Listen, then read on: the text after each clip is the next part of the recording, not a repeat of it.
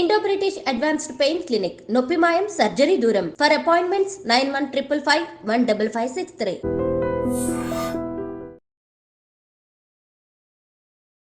నమస్కారం, welcome to I dream. ధర్మ మార్గం విత్ విజిత కార్యక్రమానికి స్వాగతం.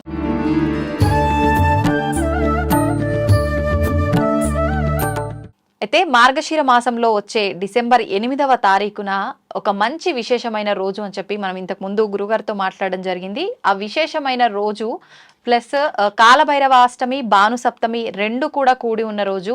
ఈ రోజున కనుక మనం చేసే విధి విధానాలు కానీ పూజలు కానీ కరెక్ట్గా ఉంటే కనుక మనం ఘోరమైన కష్టాల నుంచి బయటపడే అవకాశం ఉంటుందని చెప్పి మాట్లాడుకోవడం జరిగింది. అసలు ఎలాంటి విధి విధానాలు ఆచరించాలో ఇప్పుడు గురుగారితో మాట్లాడి తెలుసుకుందాం.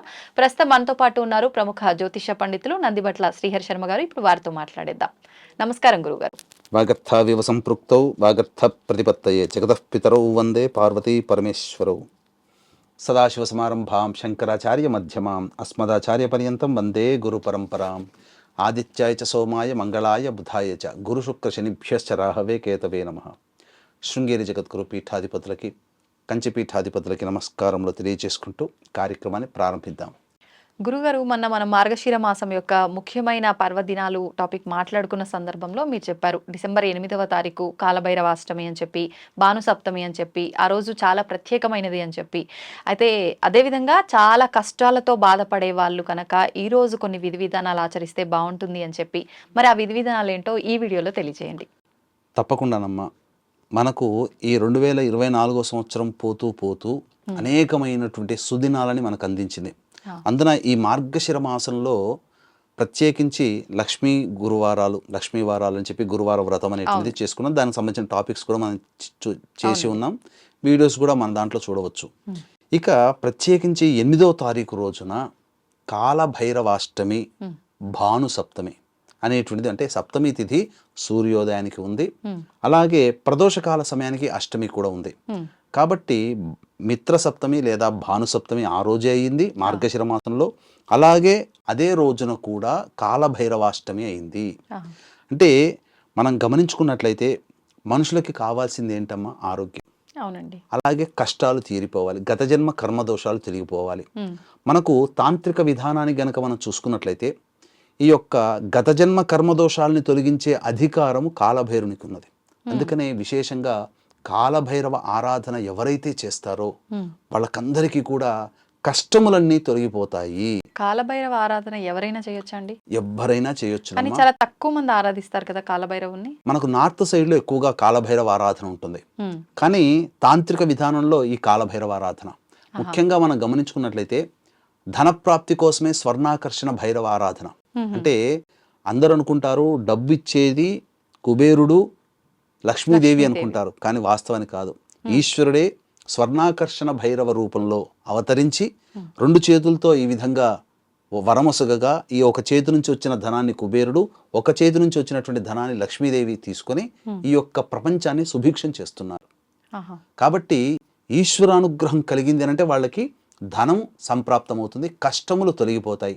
ఇవన్నీ కాలభైరవ ఆరాధన రూపంలో మనకు తెలుస్తుందమ్మా. ముఖ్యంగా అయితే ఎవరైనా, మీరు అడిగిన ప్రశ్నకి ఎవరైనా చేయవచ్చు, కాకపోతే మంత్రోపదేశం చేసుకున్న వాళ్ళు నిష్టగా గనక పాటించి ఉంటే కాలభైరవ ఆరాధన ఫలితం వల్ల గత జన్మ కర్మదోషాలన్నీ తొలగిపోతాయి. అందులో ఏమాత్రం సందేహం లేదు. అందుకనే ప్రపంచంలో ఎక్కడ ఎన్ని ప్రళయాలు వచ్చినా పోయినా, ఏ ప్రదేశం నాశనం అయినా కాశీనగర క్షేత్రం మాత్రం ఈశ్వరుని త్రిశూలం మీద నిలపబడి ఉంటుందట. అంటే కాలభైరవుడు క్షేత్రపాలకుడుగా ఉన్నాడు. అంటే దాని అర్థం ఏంటి? అట్టి కాలభైరుడు క్షేత్రపాలకుడుగా ఉన్న కాశీనగరం ఎప్పుడూ కూడాను నాశనం కాదు అని అంటే, మనము ఆ కాలభైరవుని ఆరాధన చేసినట్లయితే ఎప్పుడు కూడా మనకు ఇబ్బందులు మనల్ని బాధ పెట్టవు. ఇది గుర్తుంచుకోవాలి. వీక్షించేటువంటి ప్రేక్షకులు కూడా ఈ కాలభైరవ ఆరాధన మార్గశిర మాసంలో అష్టమి రోజున కాలభైరవాష్టమిగా చెప్పుకుంటారమ్మా. అంటే ఏంటనంటే ఈ యొక్క బ్రహ్మ విష్ణు సంవాదంలో ఎవరు గొప్ప అన్నప్పుడు ఈ సంబంధించినటువంటి లింగ రూపంలో వెలిసినటువంటి ఈశ్వరుడు ఆది తెలుసుకుంటానని విష్ణువు, అంతము తెలుసుకుంటానని బ్రహ్మ వెళ్ళి వీళ్ళిద్దరూ ఓడిపోయారు. కానీ బ్రహ్మ గర్వప్రభావం చేత నేను అంతం ఆది తెలుసుకున్నాను అని చెప్పగా అంతటా అబద్ధం చెప్పినటువంటి కారణం చేత ఈశ్వరుడు కోపగించినప్పుడు ఆ కోపం నుంచి పుట్టినటువంటి వ్యక్తియే ఈ కాలభైరవుడు. ఆ కాలభైరవుడు తన చిటికన వేలితో 5వ బ్రహ్మకి 4 శిరస్సులు ఇప్పుడు మనకు, కానీ 5వ శిరస్సు కూడా ఉండేది. ఆ 5వ శిరస్సు అనగా అబద్ధం చెప్పినటువంటి 5వ శిరస్సుని తొలగించాడు. తొలగించిన కారణం చేత అప్పుడు బ్రహ్మ శరణు చొచ్చితే ఆ విధంగా 4 ముఖాలుగా చతుర్ముఖుడయ్యాడు.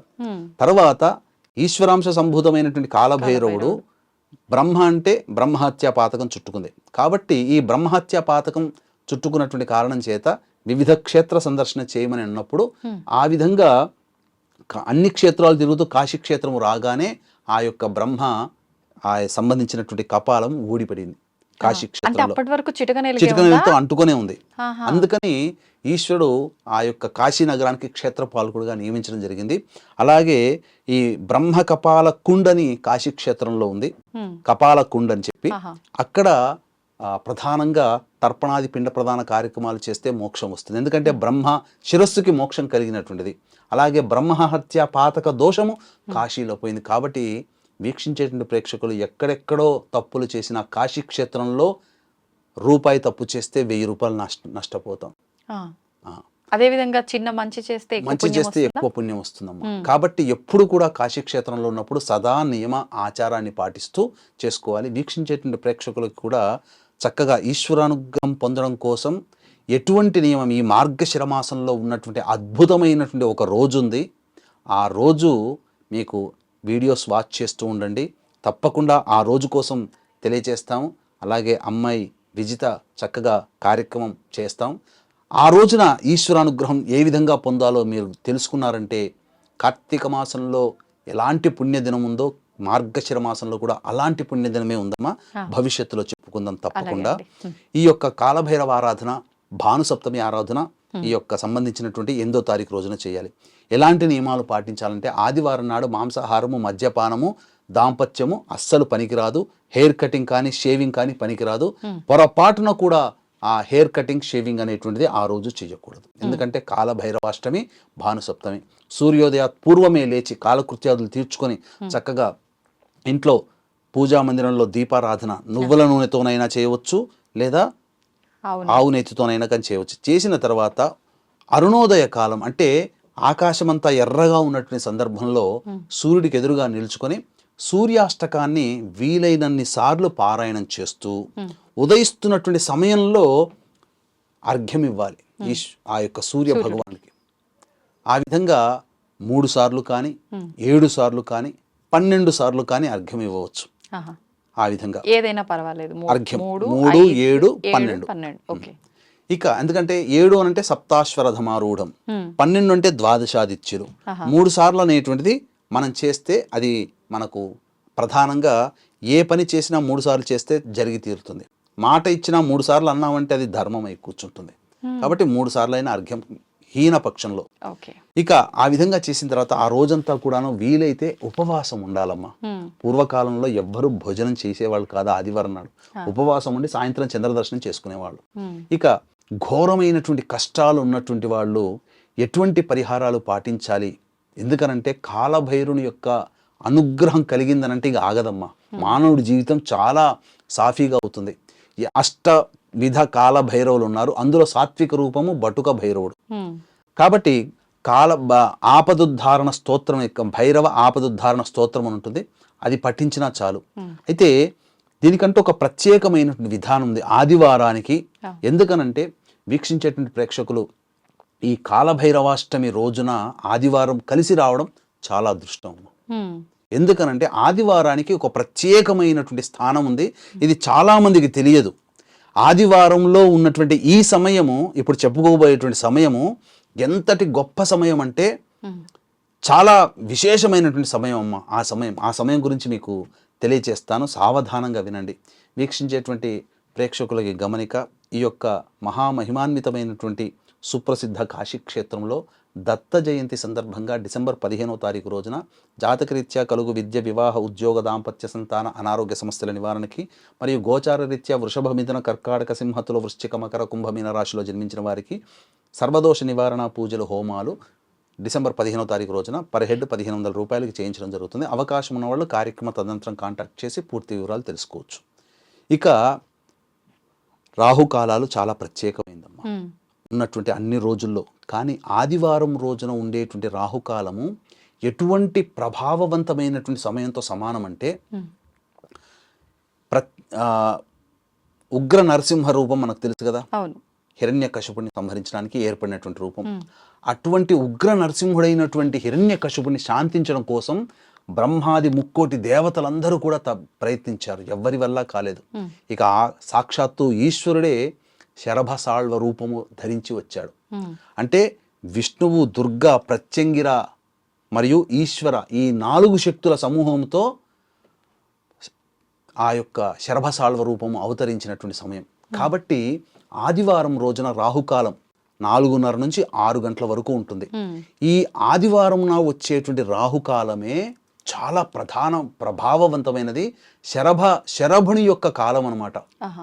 అంటే ఎంతటి గొప్ప శక్తి కలిగి ఉంటుందంటే మనకు తెలియకుండా మన వెనకల ఉండి ఎవరైనా ఇబ్బంది పెట్టేవాళ్ళు కానీ, మనకు జాతకరీత్యా మనకి ఏదైనా భవిష్యత్తులో రాబోయే రోజుల్లో గండములు ఉన్నటువంటి వాళ్ళు కానీ, లేదా ఇంకా ఏదైనా ఘోరమైన కష్టాలు అనుభవిస్తున్న వాళ్ళు కానీ ఇప్పుడు చెప్పబోయేటువంటి పరిహారం కనుక పాటించుకుంటే చాలా ప్రభావవంతంగా ఉంటుంది. కాబట్టి ఆ రోజున 4:43 వరకు దుర్ముహూర్తం ఉంది.